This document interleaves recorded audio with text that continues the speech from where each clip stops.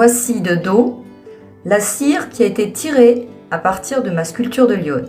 Elle a été munie d'évents et d'un entonnoir, puis recouverte d'un plâtre réfractaire chamoté avant d'aller au four.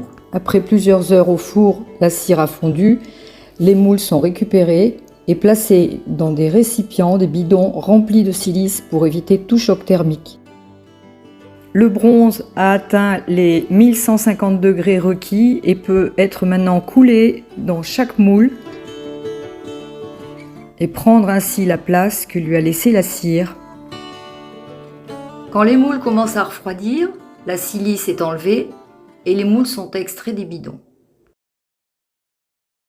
Voici le moule de la lionne et celui du petit teckel.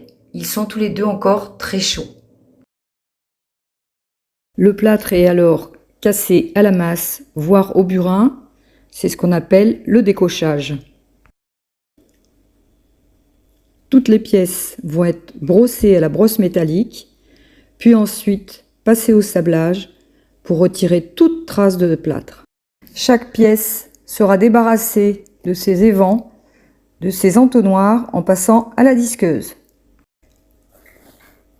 Et voici ce que l'on appelle un bronze brut de fonderie, puisqu'il reste encore pas mal d'étapes: la ciselure fine, des soudures, du polissage et la patine.